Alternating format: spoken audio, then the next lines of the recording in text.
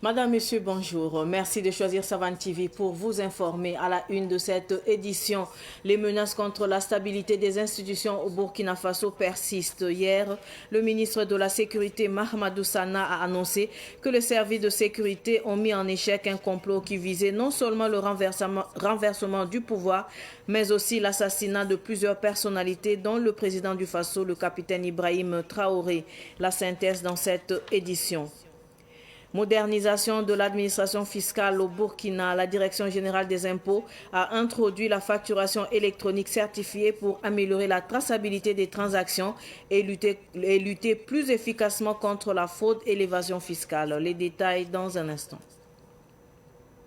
Je le disais tantôt, le gouvernement burkinabé a annoncé hier 6 janvier 2026 qu'une tentative de coup d'État contre le président Ibrahim Traoré a été déjouée grâce à l'intervention des services de sécurité. Cette opération visait à renverser le président du Faso, le capitaine Ibrahim Traoré, et a assassiné plusieurs personnalités, y compris le chef de l'État.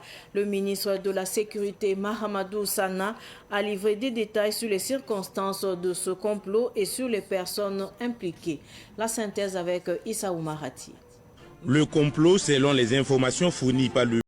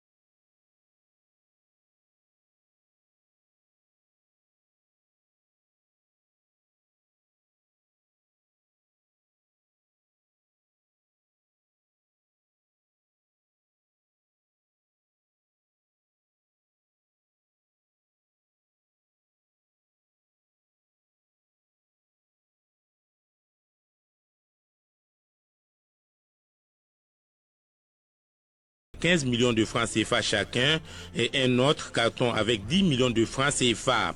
Les fonds ont été remis à des complices, dont 2 femmes et un homme, sans échange verbal selon Madi Sakandé.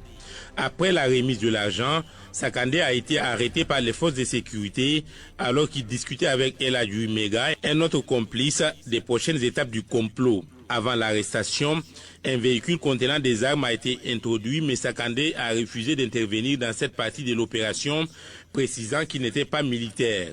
Dans son témoignage, Sakandé a exprimé des regrets et a demandé pardon au président Ibrahim Traoré ainsi qu'au peuple burkinabé pour son implication dans cette tentative de coup d'État. Il a souligné qu'il s'était laissé entraîner dans cette aventure en raison de la manipulation par certains acteurs et a présenté ses excuses pour ses actes.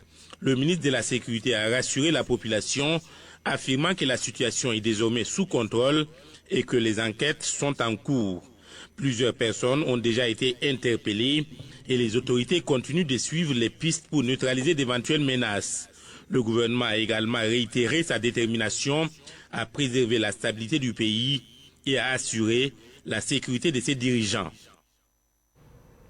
Et puis, la compagnie de transport inter-État 4Trans ouvre officiellement sa nouvelle gare à Ouagadougou et lance la ligne Ouagadougou-Abidjan. Une initiative qui vise à améliorer la mobilité et à offrir le confort aux voyageurs. La cérémonie d'ouverture de la gare a eu lieu hier à Ouagadougou, au sein de l'ex-gare de Sojebaf à Gounguin. Le point avec Sibin Ankelsé. La compagnie CA Trans renforce sa présence au Burkina Faso avec l'ouverture de sa gare routière à Ouagadougou. Cette gare est située à Goungé. Elle occupe l'ancienne gare de Sojebaf. À travers cette infrastructure, l'entreprise lance la ligne Ouagadougou-Abidjan, l'un des corridors les plus empruntés de la sous-région. Pour le président directeur général de la compagnie, l'objectif est d'offrir aux voyageurs plus de confort, de sécurité et de régularité dans les déplacements. Abdul Wahab Sawadougou. L'objectif premier, c'est d'assurer la mobilité interurbaine sous-régionale. C'est l'objectif premier de la création de cette compagnie. La particularité de notre compagnie, nous venons pour contribuer au système déjà existant au Burkina Faso, je dirais au rayonnement du transport au Burkina Faso et apporter notre pierre à l'édification du transport au Burkina Faso. Cette entreprise va apporter un plus au secteur du transport au Burkina Faso, selon le représentant du ministre des Affaires étrangères, Marcel Soma. Et le ministère des Affaires étrangères et des Burkinabés de l'extérieur ne peut que se réjouir parce que l'appel de son Excellence, Monsieur le Président du Faso, a été entendu. Parce que le Burkina Faso ne peut pas se développer sans ses fils de l'intérieur comme de l'extérieur.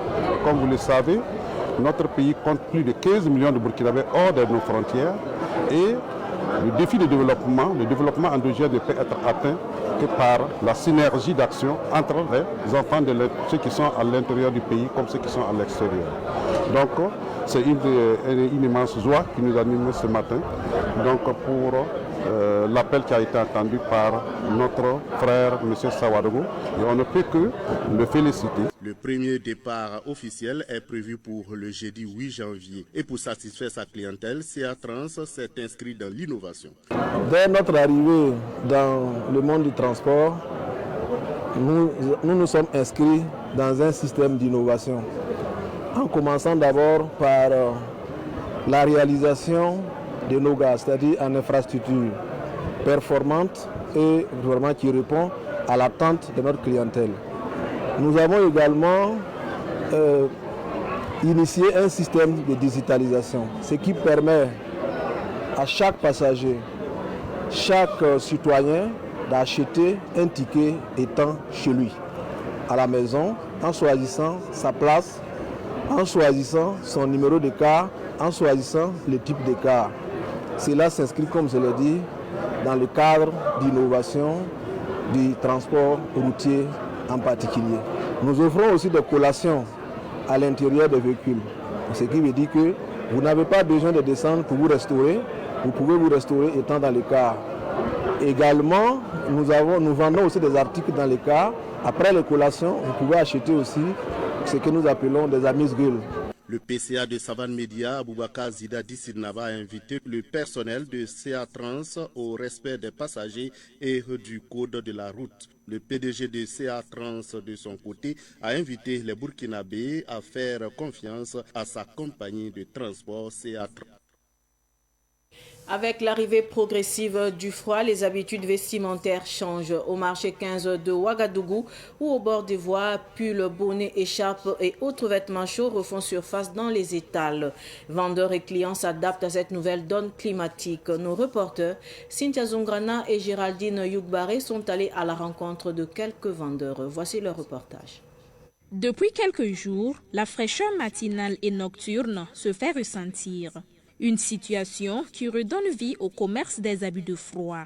Au marché du 15 de Ouagadougou, pulls, blousons, couvertures, bonnets et écharpes en laine et vestes sont exposés en abondance. Djibril Sakandé et Madikiem Touré, tous vendeurs d'habits chauds au marché du 15, confirment une augmentation de la demande. Moi qui suis au marché du 15 ici, c'est uniquement de la friperie que je vends. Nous avons des draps, des blousons, des survêtements, des vestes lourds, tout ce qui protège contre le froid. Actuellement, avec la fraîcheur, ce sont les blousons qui se vendent le plus. Avec le froid actuel, ce que je vends, ce sont des pulls, des joggings, des t-shirts, des blousons pour les enfants et adultes. Je vends également en gros et en détail. À l'heure actuelle, les clients payent plus les pulls. Si le froid passe, j'envoie d'autres types de vêtements. Boubacar Compaoré, lui qui vend habituellement des ceintures et des chaussettes, s'est réorienté en cette période vers la vente des bonnets et des écharpes en laine ainsi que les chaussettes. D'habitude, je vends des chaussettes et des ceintures, mais en cette période de fraîcheur, j'ai ajouté d'autres articles en lien avec le froid. Je vends en plus des bonnets pour enfants et adultes.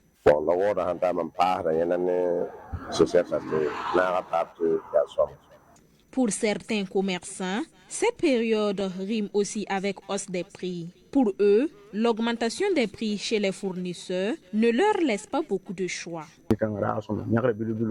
Actuellement, je ne me plains pas. Le marché, ça va. Les prix ont tendance à augmenter, mais ce n'est pas à notre niveau. C'est chez nos fournisseurs, ce qui nous oblige à augmenter aussi nos prix. Cependant, tous les vendeurs ne partagent pas cette approche. Pour d'autres comme Djibril Sakandé, malgré le froid et la forte demande, les prix restent inchangés chez lui. Si certains vendeurs profitent de cette période pour augmenter les prix, chez moi, les prix restent les mêmes. Je vends toujours au même prix.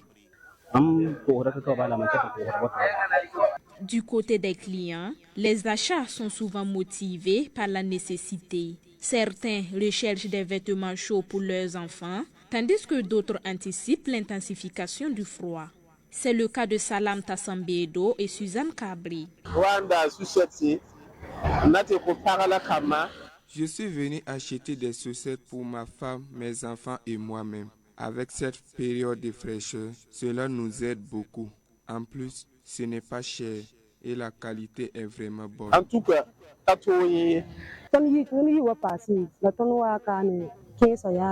J'ai quitté Wapassi pour venir ici au marché du 15 afin d'acheter des habits de froid pour les enfants, notamment les pullovers et des blousons. En cette période, on trouve vraiment beaucoup d'habits contre le froid et les prix sont abordables. Entre hausse des coûts chez les fournisseurs et volonté de préserver le pouvoir d'achat des clients, la vente des habits de froid s'adapte tant bien que mal à la réalité économique. Au marché 15 yards comme au bord des voies, le froid continue d'influencer aussi bien les prix que les habitudes de consommation. Également en titre, la Direction générale des impôts a procédé au lancement officiel de la facturation électronique certifiée, un dispositif qui vise à renforcer la transparence et l'efficacité du système fiscal burkinabé. Retour sur la cérémonie de lancement qui a eu lieu hier à Ouagadougou en présence de Yacouba Ouedraogo. La facture électronique certifiée est une initiative qui s'inscrit dans le cadre de la digitalisation progressive des services fiscaux. Un outil de modernisation, de simplification et de sécurisation des transactions au service des entreprises burkinabées. Selon la directrice générale des impôts, la facture électronique certifiée est une avancée décisive vers une fiscalité plus équitable et plus moderne. Face à l'évolution rapide des technologies, aux exigences accrues de sérénité, de fiabilité et de transparence, ainsi qu'aux standards des économies modernes, ce dispositif a progressivement monté ses limites. Il est ainsi apparu nécessaire d'opérer une transition vers un système plus moderne, plus sécurisé et plus performant. Selon le ministre de l'Économie et des Finances, cette initiative s'inscrit dans la vision du capitaine Ibrahim Traoré, avec pour ambition de rendre l'action publique plus efficace, équitable et proche des citoyens burkinabés. L'électronique certifiée vient amplifier cette dynamique. Elle nous oblige à davantage d'éthique, de transparence et de responsabilité. Elle fait écho à l'appel du chef de l'État, bâtir un État juste, efficace, discipliné et souverain. Le président de la délégation consulaire de la Chambre de commerce et d'industrie du Burkina Faso a réaffirmé l'engagement du secteur privé à accompagner cette réforme. La Chambre de commerce et d'industrie du Burkina Faso prend des engagements clairs et fermes. Elle s'emploie à mettre en œuvre une étroite collaboration avec la Direction générale des impôts et les opérateurs privés. Des programmes de formation adaptés et certifiés à chaque catégorie d'entreprises et d'artisans. Assurer une assistance technique et un accompagnement opérationnel continu de concert avec la Direction générale des impôts afin de permettre une transition sans rupture. Elle va veiller à une intégration harmonieuse des outils de facturation électronique dans les écosystèmes existants à leur comptabilité avec des logiciels homologués par l'administration. Promouvoir une culture de l'éthique et de la transparence des affaires, condition indispensable à une compétitivité durable.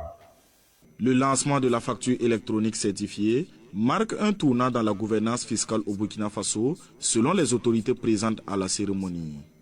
La Direction générale des impôts entend bâtir une relation de confiance avec les contribuables et renforcer les capacités de l'État à financer le développement.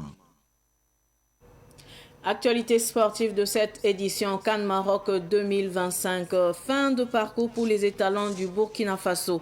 Les étalons du Burkina Faso quittent la Cannes 2025 après leur défaite 3-0 face aux éléphants de Côte d'Ivoire hier mardi 6 janvier 2026 en huitième de finale. Les Ivoiriens champions en titre accèdent ainsi au quart de finale où ils affronteront l'Égypte. Dans la première rencontre de la journée, l'Algérie a décroché sa qualification face à la République démocratique du Congo, 1-0 après prolongation grâce à un but inscrit à la 119e minute. Cannes Maroc 2025 toujours. Les étalons du Burkina s'arrêtent donc en huitième de finale de la Cannes.